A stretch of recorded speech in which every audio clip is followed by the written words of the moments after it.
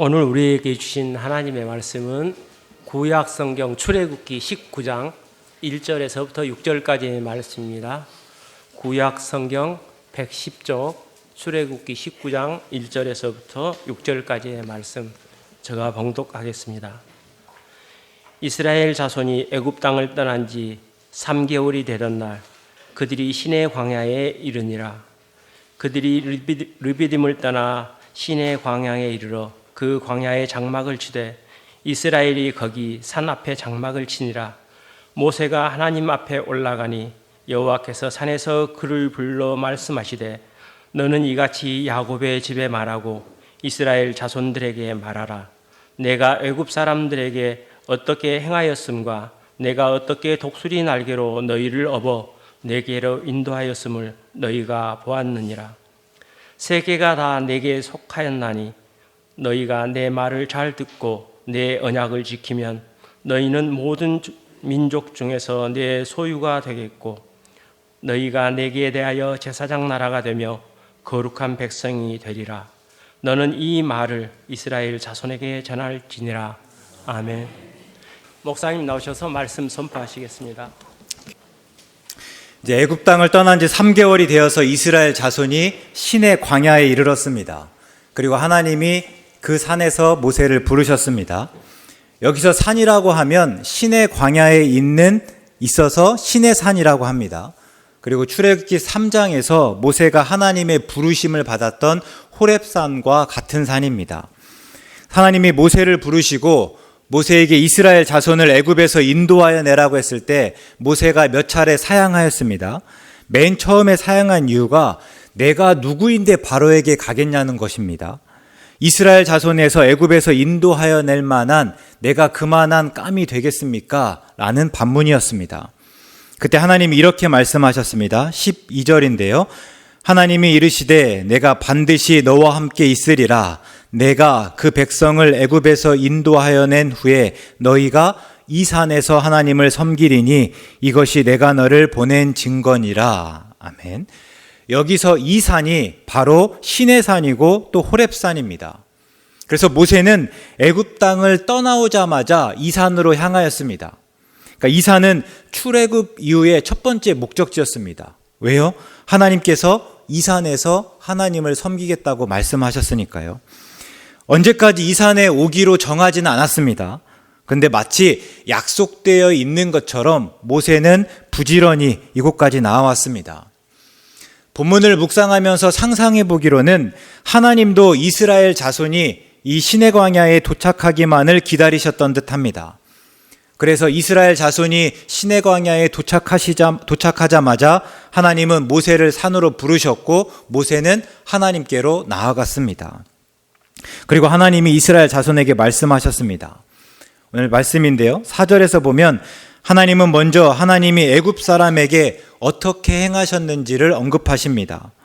여기서 하나님이 행하신 일은 애굽에서 빠져나오는 과정에서 있었던 일입니다. 우리가 잘 알기로는 대표적으로는 10가지 재앙, 바로에게 행한 10가지 재앙과 홍해를 건넌 사건입니다. 하나님께서 그런 기적을 통해서 이스라엘 자손을 애굽에서 건져내셨고 또 이후에 광야에 오는 길 동안에도 그들을 보호하시고 인도하셨다 말하고 있습니다.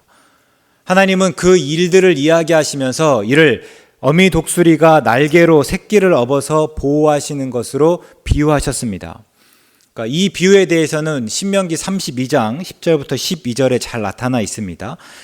여호와께서 그를 황무지에서 짐승이 부르짖는 광야에서 만나시고 호위하시며 보호하시며 자기의 눈동자같이 지키셨도다. 마치 독수리가 자기의 보금자리를 어지럽게 하며 자기의 새끼 위에 너풀거리며 그의 날개를 펴서 새끼를 받으며 그의 날개 위에 그것을 엎는 것 같이 여호와께서 홀로 그를 인도하셨고 그와 함께한 다른 신이 없었도다. 아멘. 어미 독수리가 새끼에게 나는 법을 가르치는 모습에 대해서인데요. 우리가 여기에 대해서는 익히 들어왔을 줄 압니다. 독수리는 절벽에 둥지를 짓습니다. 그리고 이제 새끼 독수리가 얼만큼 이 날개를 이렇게 펄럭이기 시작했을 때, 그러니까 날 수 있는 감각을 조금 갖춰간다라고 생각되면 어미 독수리가 큰 날개를 펼쳐서 자꾸만 이렇게 새끼를 둥지에서 떨어뜨린다고 합니다. 그러면 새끼는 둥지에서 떨어져서 절벽에 부딪히고 때로 나무에 걸리면서 스스로 나는 법을 터득하더라라는 거죠. 근데 그럼에도 불구하고 끝까지 날지 못하는 독수리가 있으면 이제 바닥에 떨어지기 직전에 어미 독수리가 잡아채서 자기의 날개 위로 태운다는 겁니다. 그래서 다시 위로 올려서 또 그런 과정들을 되풀이한다는 거죠. 어미 독수리가 이렇게 나는 법을 가르치는데 특히 실제로 날개를 펴서 새끼를 받고 또 그 날개 위에 없는지에 대해서는 이런저런 말들이 있습니다. 그러니까 실제로 그렇지 않을 수 있다라는 거죠. 근데 신명기 32장이나 본문에서 말하고 하는 자는 독수리가 실제로, 그러니까 오늘 우리가 무슨 이렇게 다큐멘터리를 보면 나와 있는 그 모습대로 실제로 그렇게 하는지가 중요한 것이 아니라 하나님이 이스라엘 자손을 어떻게 인도하시고 또 보호하셨는지를 말하기 위해서더라라는 겁니다. 엄마 까뚜리라는 영화가 있습니다. 아이들이 보는 애니메이션인데요. 처음에는 엄마 까뚜리와 9마리의 꿩 병아리의 일상을 보여줍니다. 우리가 아이가 있는 집은 다 비슷한데요. 정신없습니다. 그렇죠? 잠시도 이렇게 평안할 틈을 주지 않습니다. 그런데 그런 모습들이 사실 행복하지 않습니까? 그래서 다 자녀들을 키우고 나서도 그때 참 힘들었지만 좋았더라 말하는 근거도 다 여기에 있을 텐데요. 어쨌든 그 엄마 까뚜리라는 영화에서도 그런 모습들을 한동안 보여줍니다. 그냥 일상적인 모습들입니다. 그런데 그런 행복이 오래가지 않습니다. 산불이 나고 이제 동물들이 도망가면서 숲이 아수라장이 됩니다. 생각해보면 엄마 까투리가 그냥 날아가면 됩니다. 불이 났지만 날아서 피하면 되는데 문제는요, 아직 꿩 병아리들 9마리의 꿩 병아리들이 날지 못하고 아장아장 걷고 있다는 것입니다. 그래서 엄마 까뚜리가 어떻게든지 간에 아장아장 걷는 꿩 병아리들을 데리고 숲을 이렇게 탈출하려고 애쓰는데요, 쉽지가 않습니다. 나무가 타서 떨어지면서 길을 막기도 하고, 그래서 이렇게 돌아가다 보면 또 저기에 또 불을 만나고, 그래서 결국 그 숲을 빠져나가지 못할 때쯤 됐을 때 엄마 까투리가 어떻게 하는가 하면 자기의 그 꿩 병아리들을 다 자기에게로 모읍니다. 자기 날개알을 모아서 그들을 자기의 날개로 덮습니다. 그리고 다음 날이 되어서 엄마 까뚜리는 죽지만 그 날개 밑에 있었던 그 꿩 병아리들이 나와서 다시 또 삶을 살아가더라 하는 이야기입니다. 그러니까 본문에서 말하는 날개 아래는 그런 곳입니다. 그래서 독수리 날개는 이스라엘 자손을 모으고 덮으시는, 또 그들을 인도하시고 보호하시는 하나님의 은혜를 나타내고 있습니다. 그러니까 이스라엘 자손은 하나님의 날개 아래에서만 안전합니다. 그래서 시편을 읽다 보면 주의 날개 그늘 아래 숨겨주십시오 하는 내용들을 흔히 보게 됩니다. 하나님은 이스라엘 자손을 날개로 업어서 인도하시고 또 날개 그늘에 숨기셔서 보호하셨다라는 것들을 분명히 말하고 있습니다.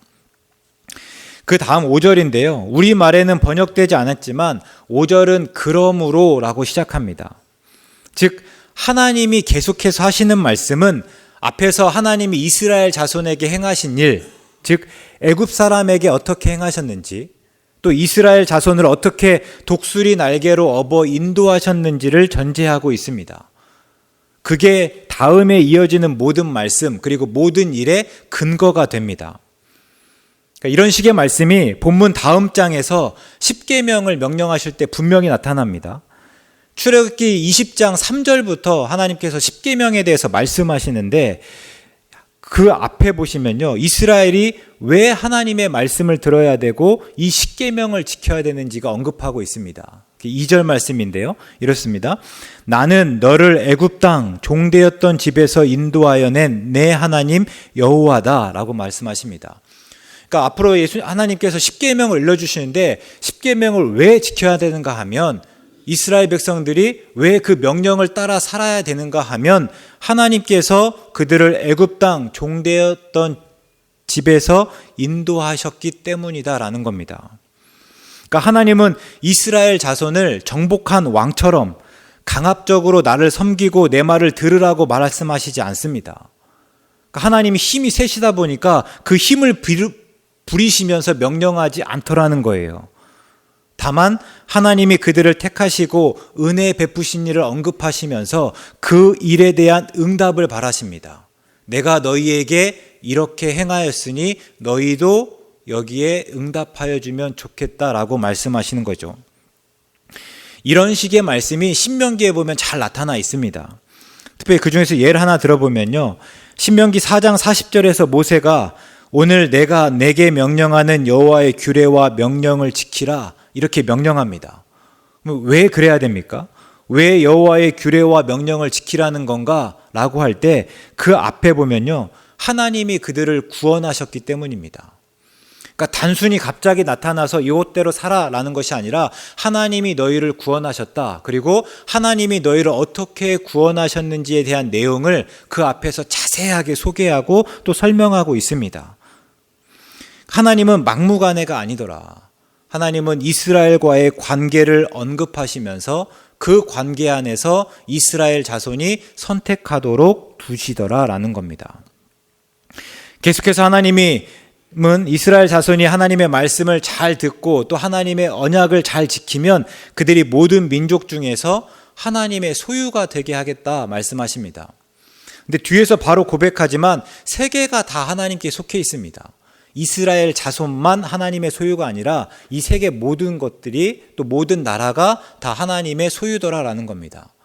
근데 그들이 하나님의 말씀을 잘 듣고 하나님의 언약을 지키면 하나님께서 그들을 특별하게 여기시겠다. 하나님의 모든 소유 중에서 특별한 보물처럼 여기시겠다. 가장 훌륭한 보석처럼 여기시겠다. 또 걸작품으로 여기시겠다라고 말씀하시는 겁니다. 그러면서 하나님께서 계속 하시는 말씀이요. 하나님에 대해서 제사장 나라가 되게 하겠다. 거룩한 백성이 되게 하겠다 말씀하십니다. 우리가 제사장은 누구입니까? 하나님께 제사를 드리기 위해서 특별하게 구별된 사람입니다. 그래서 하나님이 아론과 그의 아들들에게 제사장 직분을 주시면서 어떻게 하셨는가 하면 그들에게 기름을 발라 거룩하게 하더라랍니다. 또 그들은 특별히 하나님이 지시하신 대로 지은 거룩한 옷을 입고 또 몸을 항상 성결하게 해야만 했습니다. 이스라엘의 제사장 나라가 된다는 게 이와 같습니다. 그러니까 이스라엘 민족은, 이스라엘 자손은 주변의 모든 민족, 모든 이방 나라와는 분명히 달라야 합니다. 그러니까 이방 민족이 섬기는 신을 섬기는 것이 아니라 하나님만 섬겨야 되는 거고, 이방 민족의 가치대로 살아가는 것이 아니라 하나님의 가치대로 살아가고, 이방 민족의 방식대로 살아가는 것이 아니라 하나님이 일러주신 방식대로 하나님 앞에서 살아가야 되더라라는 겁니다. 이 말씀을 통해서 하나님께서 강조하시는 것은 이스라엘은 이방 민족을 똑같이 닮아가면 안 된다. 그들과는 분명히 달라야 된다라는 것을 말씀하시죠. 다르게 살아가면서 하나님의 소유인 나라가 어때야 되는지를 세상에 나타내고 그래서 이방 민족이 오히려 하나님께 나아올 수 있도록 중재해야 된다라고 말씀하십니다. 그리고 하나님 계속해서 말씀하시는 게 너희는 거룩한 백성이 되리라 말씀하십니다. 이게 오늘 본문에서 가장 중요한 말씀입니다. 하나님의 계획은 이스라엘 자손을 애굽에서 건져내시는 것까지가 아닙니다. 그들이 거룩한 백성이 되는 것입니다. 그러니까 지난 명절의 뉴스를 보다 보니까 거제에서 한 여성분이 차 속에서 생밤을 먹다가 이렇게 목에 걸렸습니다. 그래서 이제 잠깐 차를 세우고 길가에서 이렇게 괴로워하면서 이제 물을 마셔서 어떻게든 넘겨보려고 했던 듯합니다. 근데 마침 그 뒤에 있는 차에 타고 있던 게 남자 간호사였습니다. 근데 남자 간호사가 저래서는 안 되겠다 싶어서 내려서 하임리히법이라고 하더라고요. 등 뒤에서 이렇게 안고 흉부를 압박해서 이제 생밤을 빼주었습니다. 위기를 넘겼죠. 저도 처음 이제 알았는데 기도가 막혔을 때는 물을 먹으면 더 위험하다고 합니다. 오히려 질식될 수 있어서 뒤에서 이렇게 가슴을 압박해서 이 기도에 걸린 것들을 잘 빼줘야 된다라고 하는데요. 근데 그렇게 남자 간호사가 그 여성분을 살려주고는 그냥 특별한 게 없더라고요. 가볍게 인사하면서 유유히 그냥 다시 갈 길을 가더라고요. 그러니까 어떻게 보면 기도가 막혔으면 1, 2분 혹은 3, 4분 후에는 정말 이렇게 위험할 수 있는데, 그러니까 생명을 살려줬는데 그냥 자연스럽게 그곳을 빠져나가더라라는 거예요. 근데 본문에서 하나님의 모습은 이것과는 조금 다릅니다.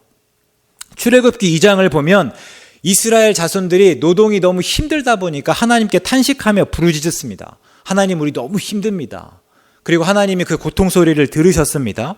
그리고는 아브라함과 이삭과 야곱에게 하신 언약을 기억하셨다라고 하시고, 그래서 하나님이 이제는 그들을 애굽에서 건져내셔야겠다라고 생각하셨습니다.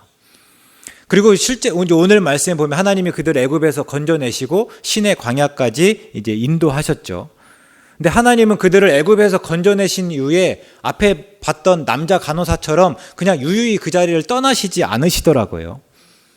분명히 그들을 불쌍히 여기고, 야, 그래, 너희가 힘들다고 하니 내가 애굽에서 건져줄게. 근데 이제 애굽에서 건져줬으니까 나는 갈게. 잘 살아. 이렇게 말씀하지 않으시더라고요.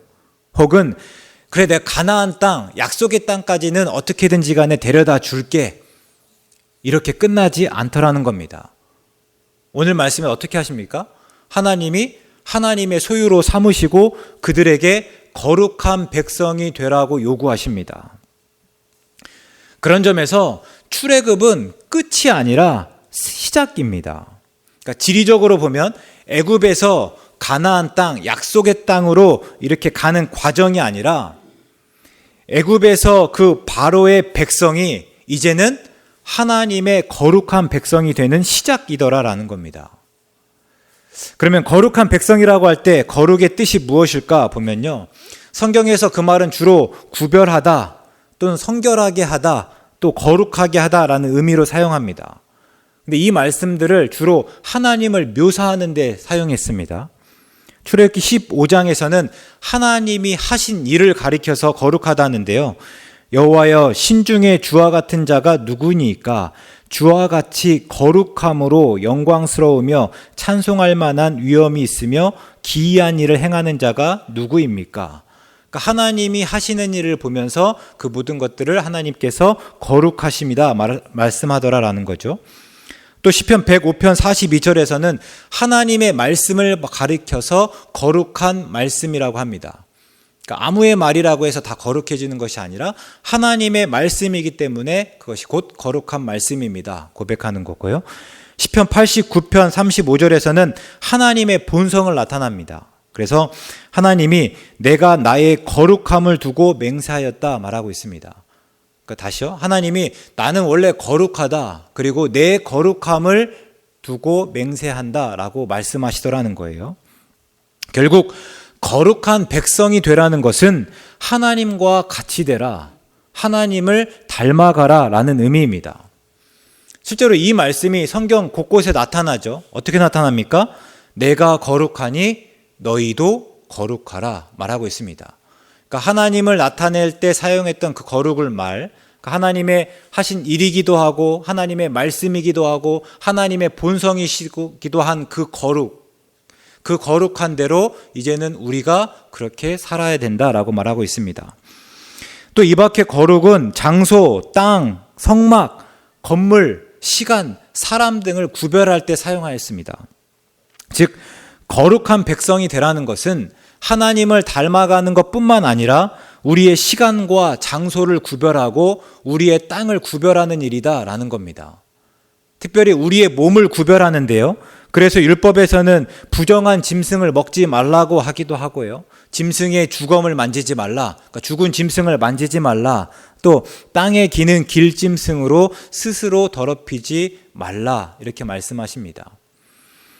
그러니까 하나님은 이렇게 무엇을 또 어떻게 구별시키는가에 대해서 말씀하시는데, 그 말씀을 언제까지 하냐면 오늘 본문에서부터 민수기 10장에까지 이야기합니다. 10장 10절까지인데요. 그러니까 출애굽기, 레위기, 민수기 10장에 걸쳐서 하나님께서는 우리에게 거룩한 백성이 되려면 어떻게 해야 되는지를 일러주시더라라는 겁니다. 그 중에서 거룩장이라고 하는 레위기 19장을 한번 예로 들면요, 2절에서 이렇게 이야기합니다. 너는 이스라엘 자손의 온 회중에게 말하여 이르라. 너희는 거룩하라. 이는 나 여호와 너희 하나님이 거룩함이니라. 앞에서 했던 말씀이죠. 내가 거룩하니 너희도 거룩하라. 내가 너희를 인도해서 거룩한 백성이 되게 하리라 했는데요. 그 다음에 이어지는 말씀은 그건 무엇입니까? 어떻게 너희가 거룩하게 되어야 되는지, 거룩하게 된다는 것이, 거룩한 백성이 된다는 것이 무엇인지를 일러주십니다. 그 내용들을 한번 보면요. 3절에서 부모를 경외하고 안식일을 지켜라 말씀하십니다. 4절에서는 우상을 위하지 않아야 된다. 5절에서는 화목제물을 하나님께 드려라. 9절에서는요. 곡식 거둘 때에 밭 모퉁이까지 다 거두지 않아야 된다. 11절에서는 도둑질하거나 거짓말하지 않아야 한다. 13절에서는요. 품꾼의 삭슬 착취하지 않아야 한다. 15절에서 재판할 때에 불의를 행하지 않아야 하고 17절에서 원수를 갚지 않고 이웃을 사랑해야 한다라고 말하고 있습니다. 그러니까 거룩이라는 것은 단순히 하나님과의 관계에서 우리가 하나님 앞에서 어떻게 행해야 되는지만을 말하는 것이 아니라 이웃들과 살아가면서 어떻게 행동해야 되는지까지를 다 포함하고 있더라라는 겁니다. 이게 하나님의 거룩하심을 따라서 이스라엘 자손이 거룩해지는 방법이고 이스라엘 자손의 소명이고 또한 사명이더라라는 거죠. 그러니까 해도 되고 안 해도 되는 것이 아닙니다. 반드시 이루어야 하는 목표더라. 왜요? 하나님께서 거룩한 백성이 되게 하기 위해서 그들을 애굽 땅에서 건져내셨기 때문에요. 오늘 하나님의 명령이 우리에게 그대로 유효합니다. 오늘 우리는 예수님을 믿음으로 구원을 받았습니다. 하나님의 유일하신 아들 예수님이 우리 죄를 대신해서 십자가에 달려 죽으셨습니다. 그리고 우리가 그 예수님을 주로 그리스도로 고백함으로 구원을 받았습니다. 그럼 이제 끝입니까? 우리가 구원을 받았습니다. 이제는 그러면 끝이냐는 것입니다. 아닙니다. 이를 본문과 대입해 보면 우리는 애굽에서 이제 건짐을 받았습니다. 그런데 그게 하나님의 의도, 하나님의 계획, 하나님의 목적의 끝은 아니더라는 겁니다. 예수님도 나를 믿고 구원을 받으면 그만이다 라는 식으로 말씀하지 않았습니다. 나를 믿어라 그러면 너희가 구원을 받을 거다. 구원 받았으면 됐다. 이렇게 말씀하지 않으시더라는 거예요. 예수님 뭐라고 말씀합니까? 내가 말한 대로, 내가 행한 대로 너희도 말하고 너희도 행하라고 말씀하십니다. 그래야 구원을 받는다는 것은 아닙니다. 그러나 나를 믿고 구원을 받았다면 그렇게 하라는 겁니다. 사도행전 11장에서 안디옥의 제자들이 예수님을 그리스도로 고백하면서 그들이 독특하게 삶을 살아갑니다. 그때 주위에 있던 사람들이 그들을 뭐라고 부릅니까? 그리스도인이다 부릅니다. 그들이 날마다 그리스도를 말하고 또 그리스도가 행한 대로 살아가다 보니까 사람들이 그들을 그리스도인이라 부르더라는 거예요. 근데 마찬가지로 우리도 예수님을 믿으면서 예수님처럼 살아야 합니다. 그게 그리스도인이에요. 언젠가 말씀드렸습니다. 구원받은 우리가 서로 모여서 어떻게 고백합니까? 당신은 사랑받기 위해 태어난 사람입니다. 당신도 사랑받기 위해 태어난 사람입니다. 우리는 다 사랑받기 위해 태어난 사람입니다. 나는 예수님을 믿음으로 구원받았습니다. 당신도 예수님을 믿습니까? 그럼 당신도 예수님을 믿음으로 구원받았습니다. 우리는 다 예수님을 믿음으로 구원받았습니다. 그러면 이제 끝났습니까? 우리는 하나님의 사랑받는 자들입니다. 우리는 구원받았습니다. 그럼 이제 다 됐습니까? 그걸로 끝이냐는 것입니다. 그렇지 않더라는 거예요. 물론 그 확신과 확인이 필요합니다. 예수님을 믿음으로 내가 구원받았다는 확신과 확인이 필요한데 거기서 끝나서는 안 됩니다. 예수님처럼 되어야 됩니다. 이제 내가 사는 것이 아니라 오직 내 안에 예수님이 사는 것입니다. 하나님이 우리를 위해 하신 일을 찬송하고 특별히 예수님이 우리를 위해 십자가에 달려 죽으신 일로 감사하는 한편 얼마나 예수님처럼 살았는지를 돌아보고 또 앞으로 예수님처럼 살기 위해서는 어떻게 살아야 되는지를 또 작심하고 작정해야 한다는 겁니다.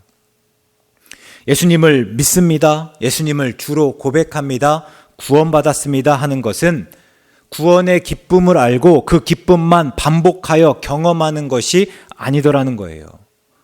끊임없이 나를 돌아보고 나를 거룩하게 바꾸어가는 일입니다.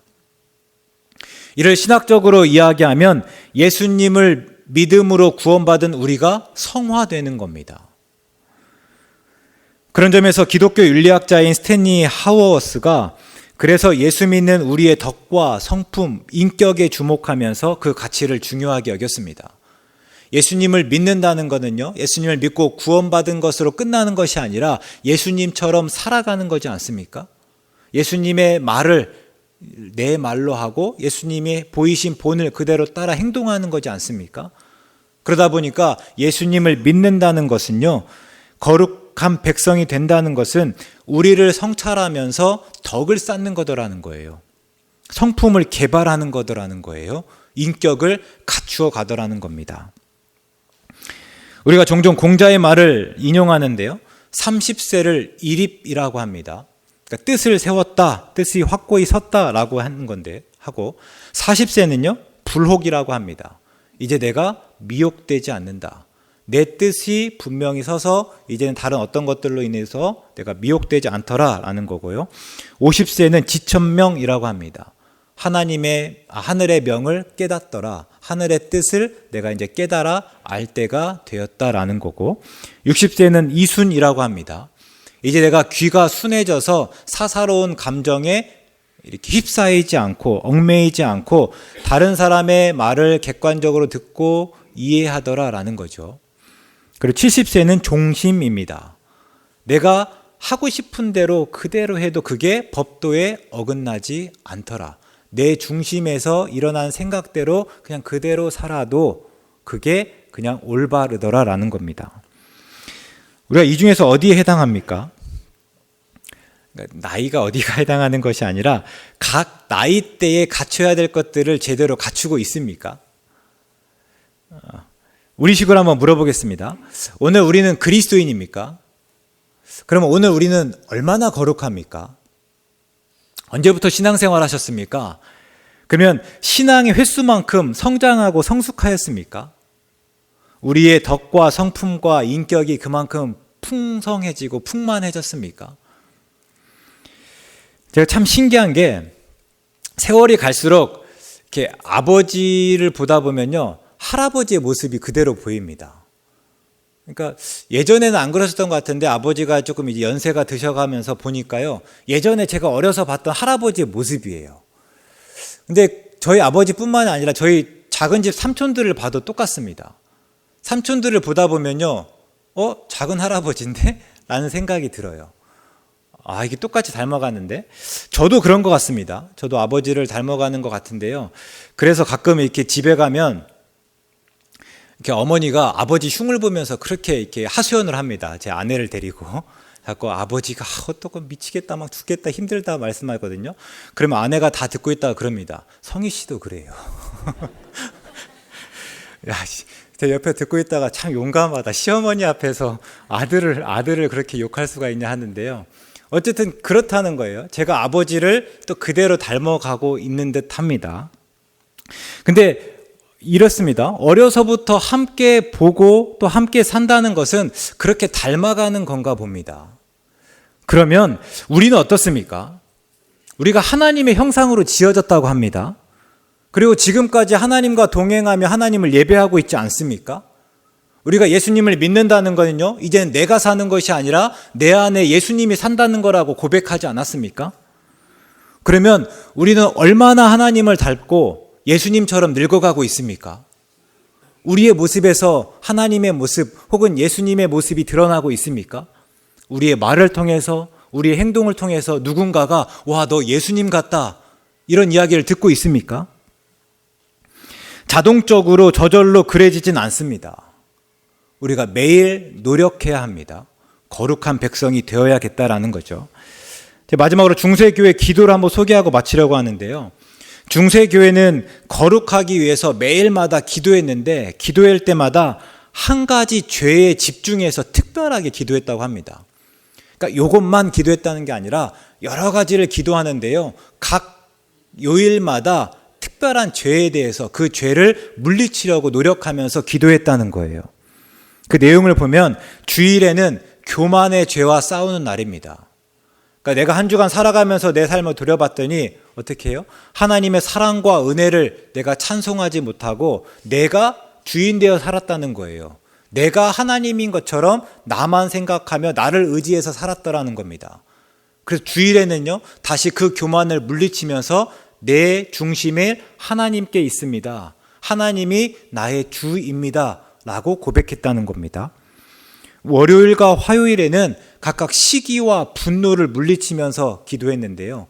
이 시기와 분노는 뭔가 하면 함께 일하는 사람들에게 상처를 주고 피해를 주지 않도록 스스로 돌아보았다는 거예요. 함께 일하는데 내 안에 시기하는 마음이 있는가? 내 안에 분노가 있는가? 내가 이런 것들을 가지고 있을 때 주위의 사람들을 힘들게 하고 어렵게 하는데, 그렇기 때문에 월요일과 화요일에는 이 시기와 분노를 자꾸만 물리치면서 기도했더라라는 거죠. 수요일은 주일과 가장 멀리 떨어진 날입니다. 그러다 보니까 하나님을 생각하고 하나님의 임재로부터 가장 멀어질 가능성이 많은 날이었죠. 그래서 나태에 대항해서 기도했다고 합니다. 나태해지기 쉬운 때에 나태하지 않도록 하나님께 구하며 기도했다라는 거죠.